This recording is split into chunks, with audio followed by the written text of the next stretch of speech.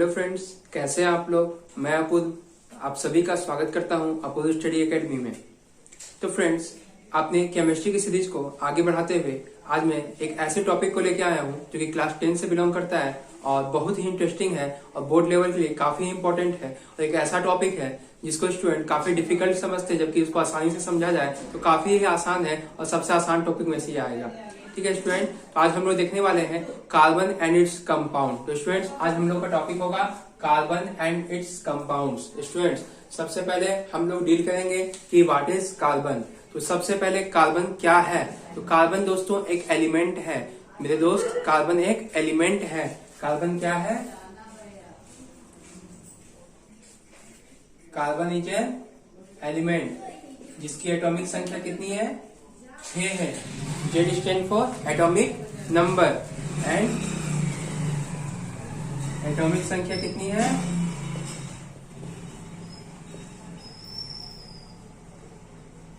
Atomic संख्या 6 है carbon की। और उसके कंपाउंड यानी कि अणु।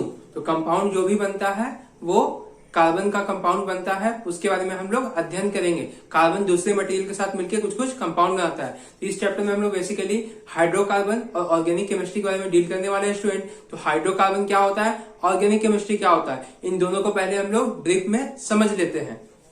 तो पहला है हाइड्रोकार्बन।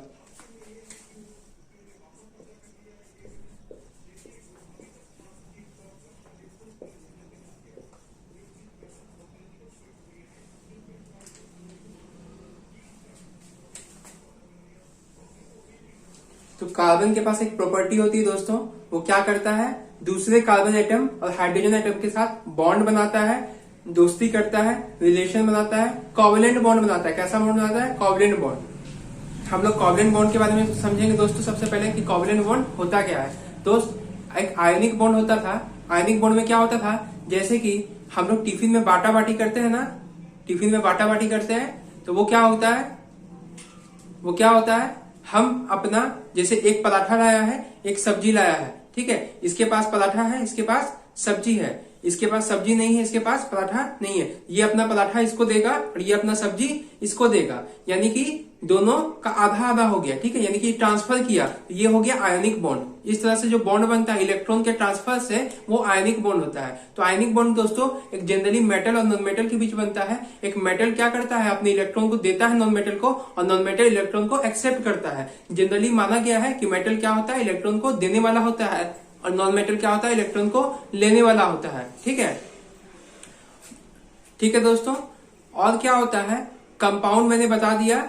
अब होता है कोवलेंट बॉन्ड। कोवलेंट बॉन्ड क्या होता है, शेयरिंग करना, मतलब कि शेयर करना मतलब आप लोग समझते होंगे, जैसे दो भाई है, दोनों जुड़वा है। अब दोनों सेम हाइट के हैं, सेम एक जैसे हाइट के हैं, दोनों को एक कपड़ा ही आ जाता है, ठीक है।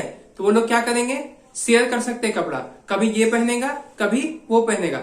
एक ही दिन दोनों कपड़ा नहीं पहन सकता है। लेकिन यहाँ पर क्या होता है बॉन्डिंग में दोस्तों, कि वो इलेक्ट्रॉन दोनों एलिमेंट जो दो एटम है वो एक साथ शेयर कर सकता है, मतलब दोनों के लिए वो काम आएगा एक साथ में स्टूडेंट। ठीक है, तो ये वाला आपका हो गया कोवलेंट बॉन्ड। कोवलेंट बॉन्ड को और डिटेल में हम लोग देखेंगे आगे, ठीक है। तो समझिए कि यहाँ पर हाइड्रोकार्बन किसके बीच बनता है। तो हाइड्रोकार्बन हमेशा दोस्तों कार्बन रहेगा इसमें एलिमेंट के रूप में, हाइड्रोजन रहेगा, ठीक है। तो कार्बन और हाइड्रोजन हमेशा इसमें रहता है दोस्तों। ये आपका हो गया हाइड्रोकार्बन। अगला हम लोग देखते हैं ऑर्गेनिक कंपाउंड।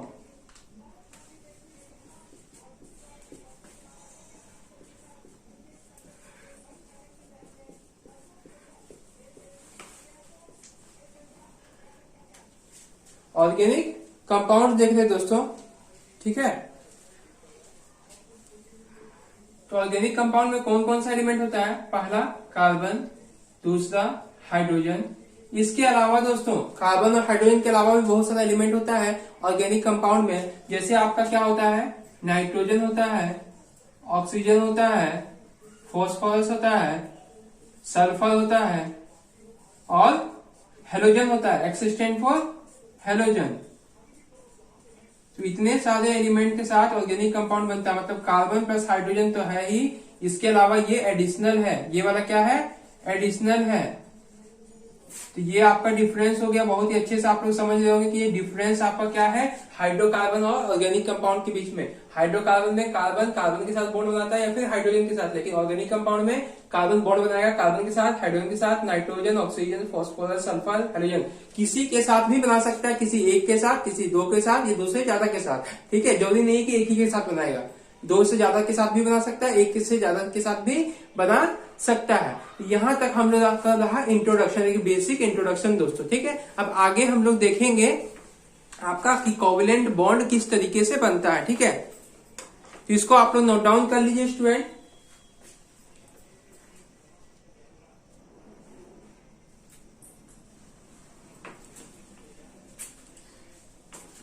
अब स्टूडेंट नहीं और है कर देना।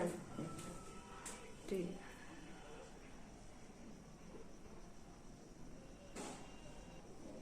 ठीक है स्टूडेंट, इसको आप लोग नोट डाउन कर लिए होंगे। अब इसको हम लोग इरेज कर सकते हैं।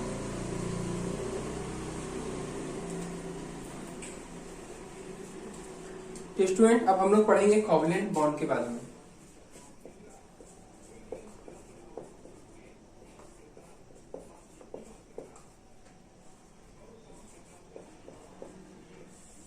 स्टूडेंट्स अब हम लोग पढ़ेंगे कोवेलेंट बॉन्ड के बारे में कि कोवेलेंट बॉन्ड होता क्या है। ठीक है दोस्तों, तो देखिए हाइड्रोजन के पास हम लोग को पता है, सबसे पहले हम हाइड्रोजन से स्टार्ट करते हैं। तो हाइड्रोजन के पास बाहर में कितना है, एक इलेक्ट्रॉन। हम लोग पढ़े हैं क्लास 9 में एटम्स एंड मॉलिक्यूल्स में क्या कि हाइड्रोजन को हमेशा डुप्लेट चाहिए। हाइड्रोजन डुप्लेट को फॉलो करता है, मतलब इसको 2 इलेक्ट्रॉन चाहिए बाहर में ताकि वो स्टेबल फॉर्म में आ जाए। क्योंकि इसके पास एक है, दूसरा हाइड्रोजन के पास भी एक इलेक्ट्रॉन है, तो क्या करेगा हाइड्रोजन इसके साथ शेयर कर लेगा। इस तरीके से हाइड्रोजन क्या करेगा, शेयर कर लेगा। मतलब ये वाला इलेक्ट्रॉन आपका देखिए, ये वाला जो बड़ा सर्कल है, पहला सर्कल जो फर्स्ट सर्कल है वो इस वाले हाइड्रोजन का है, सेकेंड सर्कल जो है सेकेंड वाले हाइड्रोजन का है। ठीक है, इस तरीके से समझिए, ये पहला हाइड्रोजन है, ये दूसरा हाइड्रोजन है। तो पहला हाइड्रोजन के अंदर सर्किल के अंदर में भी 2 इलेक्ट्रॉन है, दूसरे के अंदर में भी 2 इलेक्ट्रॉन, यानी कि एक इलेक्ट्रॉन ये इसका शेयर कर ले रहा है, ये वाला इलेक्ट्रॉन दूसरा वाला इलेक्ट्रॉन दूसरे वाले हाइड्रोजन का है, वो शेयर कर ले रहा है पहले वाले के साथ, अब पहला वाला भी शेयर कर ले रहा है अपना दूसरे वाले के साथ। इस तरीके से जो बॉन्डिंग हो उसको बोलेंगे हम लोग कोवेलेंट बॉन्डिंग। ठीक है, अब देखिए दूसरा कोवेलेंट बॉन्डिंग क्या होता है डबल बॉन्डेड में। डबल बॉन्डेड में देखेंगे हम लोग दोस्तों, ऑक्सीजन के पास बाहर में कितना होता है, 2, दूसरे ऑक्सीजन के पास 2, ऑक्सीजन के पास टोटल होता है बाहर में 6, तो 4 और होगा, उसको मैंने अभी नहीं दिखाया। तो जो 2 है इनको 2 और चाहिए, तो 2 शेयर कर दिए। ऑक्सीजन दूसरे वाला ऑक्सीजन ने भी 2 शेयर कर लिया। तो इस तरीके से यहाँ पर क्या हो गया, O2 बना। तो O2 कैसे बनता है, O2 ऐसे दिखाता हूं, hydrogen single bonded, O2 double bonded.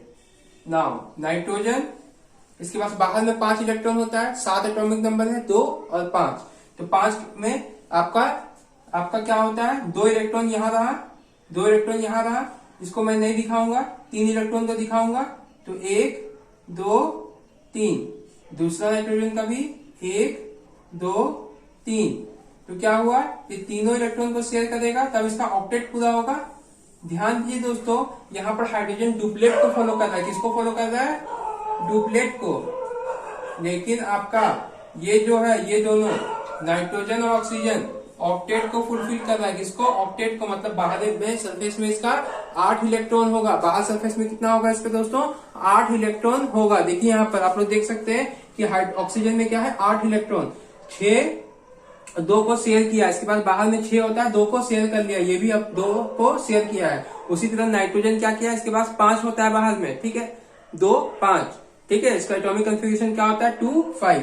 तो 5 होता है बाहर में, तो 3 को शेयर करता है, 3 इसके पास यहाँ है, 3 दूसरे को दिया और 3 दूसरे वाला वो शेयर कर लिया। नाइट्रोजन कैसे बनता है दोस्तों, N ट्रिपल बॉन्डेड। तो ये क्या हो गया, कोवेलेंट बॉन्ड का एग्जाम्पल हो गया दोस्तों, इसको भी आप लोग नोट डाउन कर सकते हैं स्टूडेंट। ठीक है, चलिए दोस्तों अब हम लोग एक और कंपाउंड पढ़ेंगे, CH4। एक CH4 कंपाउंड हम लोग पढ़ेंगे दोस्तों, जिसमें क्या होता है, कार्बन के पास 4 होता है, हाइड्रोजन के पास भी 4 होता है, सॉरी हाइड्रोजन के पास 1 होता है, तो 4 हाइड्रोजन मिलेंगे। अब देखिए कार्बन के पास 4 है, इसको चाहिए कितना 8, तो वो कैसे पूरा करेगा, इस तरीके से। ये पूरा गोल नहीं हो पा रहा है, आप यहां कर लीजिएगा अच्छी तरीके से। और ये हाइड्रोजन एक इलेक्ट्रॉन को शेयर किया कार्बन का, ये भी एक इलेक्ट्रॉन को शेयर किया, ये भी एक इलेक्ट्रॉन को, और ये भी एक इलेक्ट्रॉन को। ये बन गया क्या, CH4, जिसको हम लोग क्या बोलते हैं दोस्तों, कॉमन नेम है मीथेन। मीथेन कहाँ पाया जाता है दोस्तों, तो कुछ क्वांटिटी में हमारा LPG सिलेंडर में भी पाया जाता है। LPG सिलेंडर में मेनली क्या होता है दोस्तों, ब्यूटेन होता है मेनली, लेकिन LPG में मीथेन भी थोड़ा सा पाया जाता है कुछ क्वांटिटी में। तो LPG में आपका मीथेन भी कुछ क्वांटिटी में रहता है, लो क्वांटिटी में क्या रहता है, मीथेन भी रहता है स्टूडेंट। ठीक है, इसको अच्छे से आप लोग समझ लिए। अब इसको हम लोग इरेज करेंगे, आप लोग नोट डाउन कर लीजिए उससे पहले स्टूडेंट। ठीक है स्टूडेंट, अब इसको हम लोग इरेज कर देते हैं।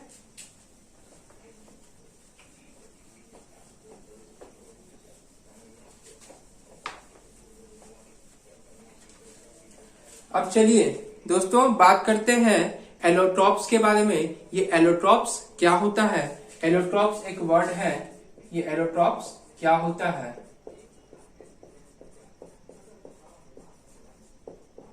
ये कहाँ की चिड़िया है और इसका नाम क्या है, एलोट्रॉप्स। एलोट्रॉप्स होता क्या है और इसका मकसद क्या है, एलोट्रॉप्स। ठीक है दोस्तों, एलोट्रॉप्स। तो एलोट्रॉप्स क्या होता है, कार्बन हमारे नेचर में, प्रकृति में किस तौर पे वो एग्जिस्ट करता है। तो हम लोग जानते हैं कि कार्बन कहाँ पाया जाता है, डायमंड में पाया जाता है, डायमंड के रूप में, ग्रेफाइट के रूप में पाया जाता है। और एक और कंपाउंड जिसका नाम बहुत कम ही लोग सुने होंगे, नहीं तो किताब में ही पढ़ेंगे, बकमिनिस्टर फुलरेंस। बकमिनिस्टर फुलरेंस, C60 भी जिसको बोलते हैं दोस्तों, C60 बोलते हैं, क्या बोलते हैं, C60, बकमिनिस्टर फुलरेंस। ठीक है, ये 3 कंपाउंड है जिसमें, जिस फॉर्म में, 3 फॉर्म में आपका कार्बन जो है पाया जाता है। इसी तीनों को बोलते हैं कार्बन का एलोट्रॉप्स। क्या बोलते हैं दोस्तों, कार्बन का एलोट्रॉप्स। पहला, दूसरा और तीसरा। पहला हो गया डायमंड,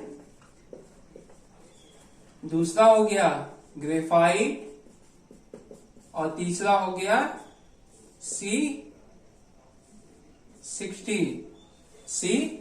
जिसको बकमिनिस्टर फुलरेंस भी बोलते हैं।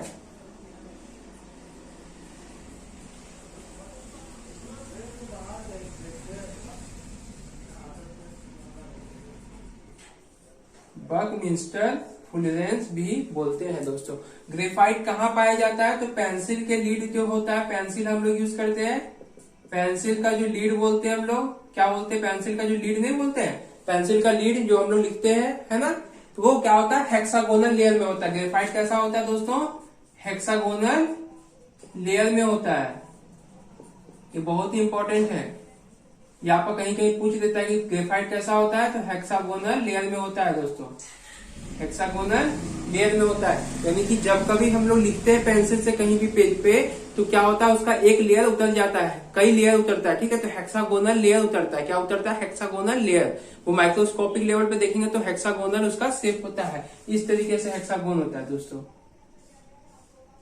इस तरीके से हेक्सागोन होता है, जिसमें 6 साइड होते हैं। तो हेक्सागोनल लेयर ग्रेफाइट का होता है। ये तीनों आपका क्या हुआ, कार्बन का एलोट्रॉप्स हुआ। दोस्तों हम जानते हैं कि कार्बन कोयला में भी पाया जाता है, कार्बन डाइऑक्साइड में भी पाया जाता है, कार्बन मोनोऑक्साइड में भी होता है, लेकिन वो सभी क्या है, कार्बन का एलोट्रॉप्स नहीं है। यहाँ पर किसी भी तरह का कंफ्यूजन का बात नहीं। जब कभी एलोट्रॉप्स का बात करें तो कार्बन के 3 ही एलोट्रॉप्स होंगे।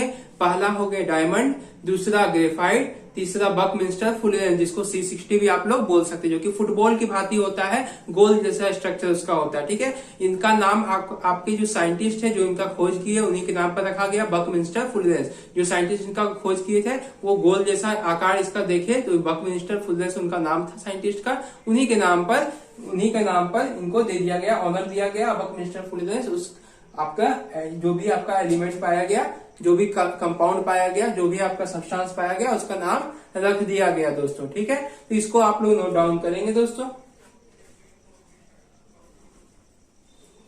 ठीक है स्टूडेंट, अब हम लोग इसको इरेज कर देते हैं।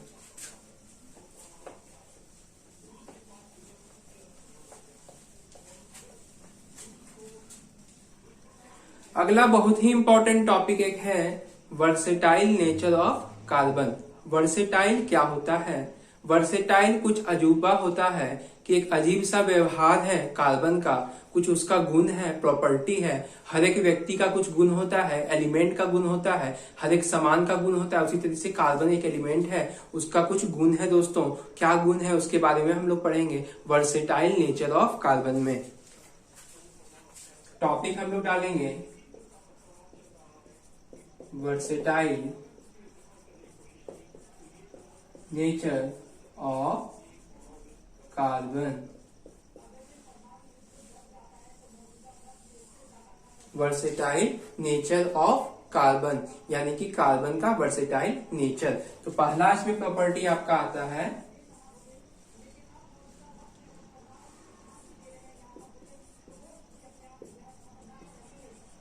कैटेनेशन। पहला प्रॉपर्टी है कैटेनेशन। तो कार्बन का क्या प्रॉपर्टी है मैंने पहले बताया दोस्तों कि कोवेलेंट बॉन्ड बनाता है किसके साथ? तो कार्बन के साथ ही बनाता है, हाइड्रोजन के साथ भी बनाता है। लेकिन कार्बन का ये जो गुण है कि कार्बन के साथ दूसरे कार्बन एटम के साथ बॉन्ड बनाता है। The property of a carbon to make bond with different या others carbon atom, this property is known as catenation. मतलब कार्बन का वह गुण जिसकी वजह से वो दूसरे कार्बन एटम के साथ बॉन्ड बनाता है, इसको क्या बोलेंगे? क्या बोलेंगे? कैटेनेशन बोलेंगे। ठीक है, इसको हम लोग लिखते हैं the property of carbon element to make bonds with other carbon is known as catenation।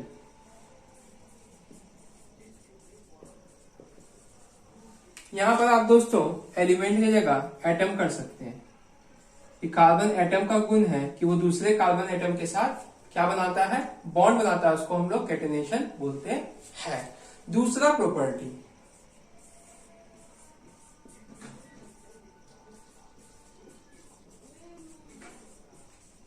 दूसरी जो प्रॉपर्टी है वो है टेट्रावैलेंसी।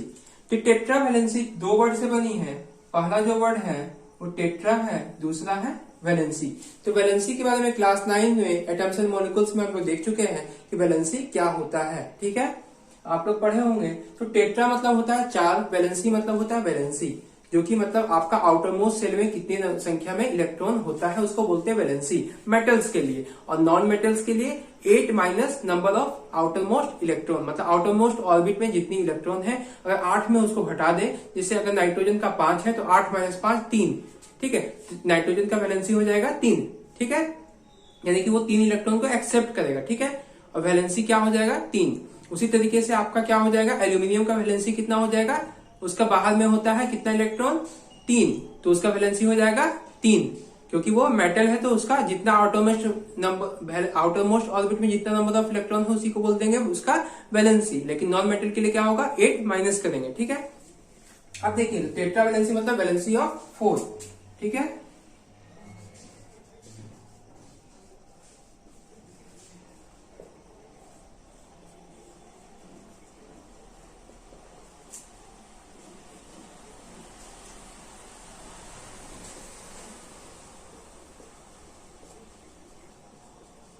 यानी कि कार्बन का जो आपका वैलेंसी है 4 का, इसी को हम लोग बोलते हैं टेट्रा वैलेंसी। क्या बोलते हैं? Tetra valency. तो आप लोग समझ लिए होंगे कि कैटेनेशन क्या है? कार्बन का वह गुण जिसकी वजह से वो दूसरे कार्बन एटम के साथ बॉन्डिंग करता है। कार्बन कार्बन बॉन्डिंग करता है, कार्बन कार्बन बॉन्डिंग करता है, उसी को हम लोग बोलते हैं, क्या बोलते हैं? कैटेनेशन। और tetra valency, valency of 4 shown by carbon atom is known as termed as tetra valency.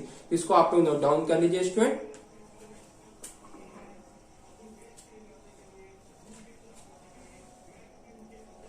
ठीक है, इसको हम लोग इरेज कर लेते हैं स्टूडेंट।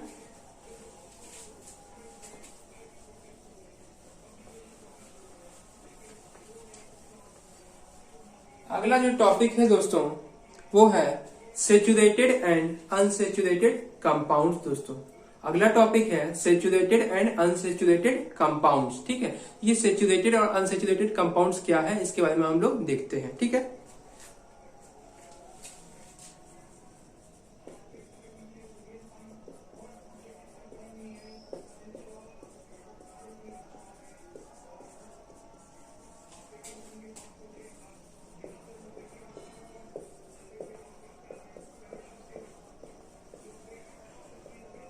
कार्बन के जो भी कंपाउंड है दोस्तों वो चाहे तो सेचुरेटेड है या अनसेचुरेटेड है।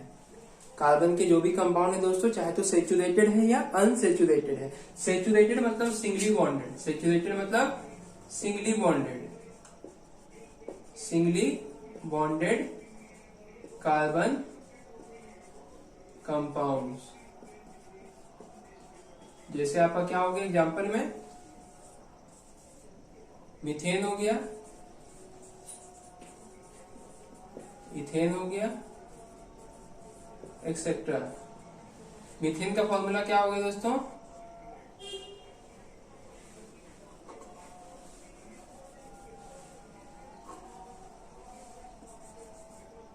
मीथेन का फॉर्मूला क्या हो गया दोस्तों, CH4, इथेन का हो गया C2H10।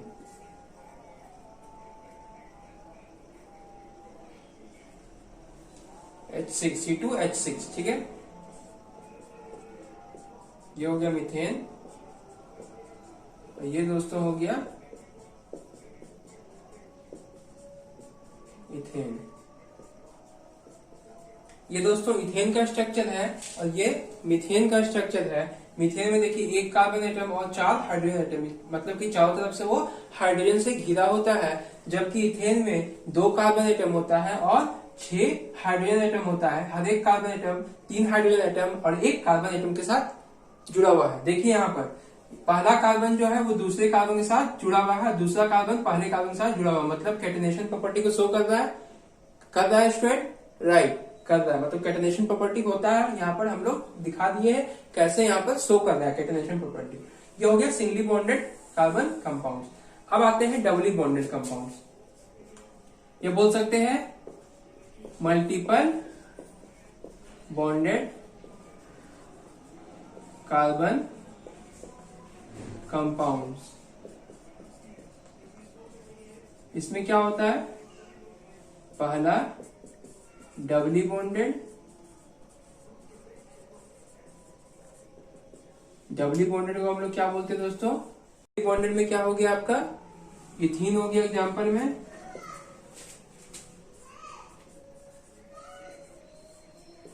ब्यूटीन हो गया, जैसे क्या हो गया सी सी और 2 हाइड्रोजन। ब्यूटीन में क्या हो गया, 1 हाइड्रोजन, यहाँ 2 और यहाँ 3।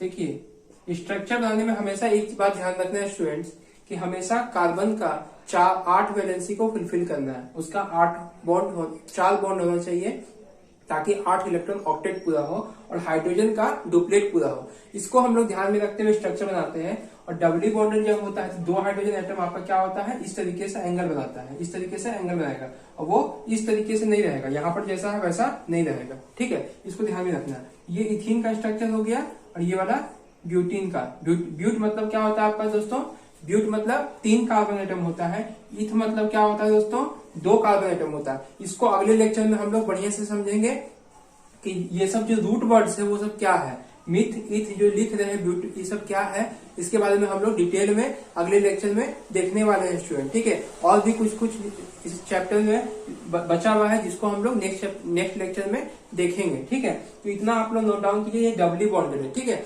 अब आते हैं हम लोग ट्रिपली बॉन्डेड में। इसको आप लोग नोट डाउन कर लिए होंगे स्टूडेंट्स।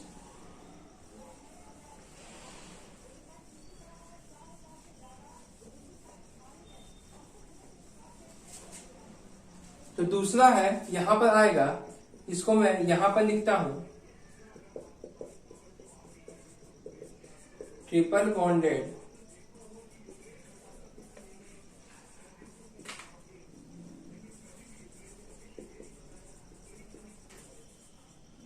Carbon compound.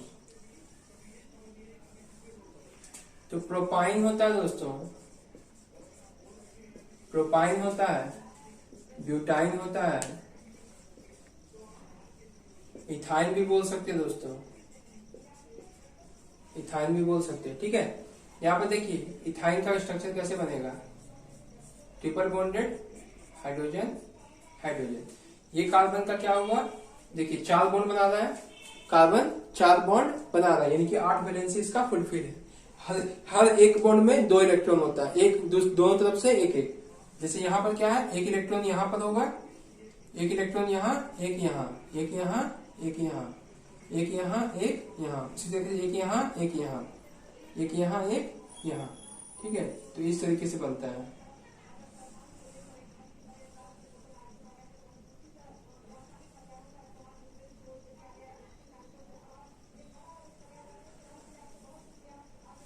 ठीक है दोस्तों, 6 एक मिनट, दोनों कार्बन के लिए अलग अलग होगा। ठीक है, ठीक है, तो इसके लिए देखिएगा आपका कितना होता है, 4 होता है तो 8 चाहिए, तो 6 2 8 इस तरीके से। और इसके लिए भी क्या चाहिए, 8 चाहिए, तो 6 2 8 इस तरीके से आपका स्ट्रक्चर होगा। ठीक है, ये हो गया इथाइन का। उसी तरीके से प्रोपाइन का हम लोग स्ट्रक्चर देखेंगे।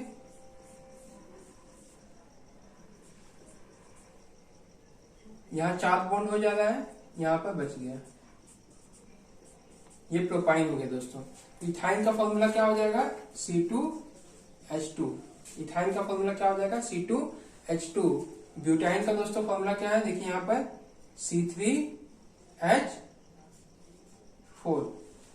C3H4। तो क्या एक ऐसा रिलेशन हम लोग स्टेब्लिश कर सकते हैं दोस्तों कि कौन से ब्यूटेन में, मैंने बोला ब्यूटेन बोला, मिथेन बोला, इथेन बोला, कभी इथाइन बोल लेता हूँ, कभी इथिन बोलता हूँ, कभी ब्यूटीन बोलता हूँ, ये सब है क्या, और उसमें उसका क्या कोई जनरल फॉर्मूला है, उसका फॉर्मूला निकालने का कि ब्यूटेन का फॉर्मूला क्या होगा, इथेन का फॉर्मूला क्या होगा, प्रोपेन का क्या होगा, प्रोपाइन का क्या होगा, इथाइन का क्या होगा। इसके बारे में डिटेल में लेक्चर में जानने के लिए आप लोग नेक्स्ट लेक्चर से मेरे जुड़े। ठीक है, और इस लेक्चर में हम लोगों ने बहुत कुछ देखा, इतना आप लोग आज समझिए बेसिक में बहुत ही इंपॉर्टेंट है, बहुत ही इंपॉर्टेंट है, जो कि आपका बोर्ड पॉइंट ऑफ व्यू से है और भी एग्जामिनेशन पॉइंट ऑफ व्यू से है दोस्तों। तो इसको आप लोग नोट डाउन करेंगे और नेक्स्ट लेक्चर में हम लोग देखेंगे स्टूडेंट्स कि आगे आपका क्या क्या होगा। एक रूट वर्ड्स के बारे में देखेंगे, एक नॉर्मल आपका स्ट्रक्चर जो आपका होता है मिथेन, इथेन, ब्यूटेन, उसका फॉर्मूला के बारे में देखेंगे, चेन देखेंगे, ब्रांच देखेंगे, ब्रांच चेन, ब्रांच क्या होता है, रिंग के बारे में देखेंगे। तो ये सब भी हम लोग देखने वाले हैं नेक्स्ट लेक्चर में। ठीक है स्टूडेंट, तो आज के लिए यहीं तक रहने देते हैं स्टूडेंट। तो आप लोगों ने बहुत अच्छा सपोर्ट किया स्टूडेंट्स, आप लोगों ने आज बहुत अच्छा सपोर्ट किया, क्लास को देखा, एंजॉय किया। मुझे लगता है कि काफी इंटरेस्ट आया होगा टॉपिक में, काफी इंटरेस्टिंग टॉपिक था स्टूडेंट। ठीक है, तो आप लोगों का सपोर्ट हमेशा इस तरीके से मिलता रहे। आप लोगों ने पहले भी लेक्चर जो मैंने अपलोड किया उसमें अपना प्यार दिया है, ऐसे ही प्यार बनाए रखें और हमेशा लाइक करें, कमेंट करें और सब्सक्राइब करें मेरे चैनल को, और दोस्तों के साथ जरूर शेयर करें दोस्तों, और घंटी बजाना ना भूले दोस्तों। ठीक है, इतना ही बोल के मैं अब आज के लेक्चर को समाप्त करता हूँ। Thank you students.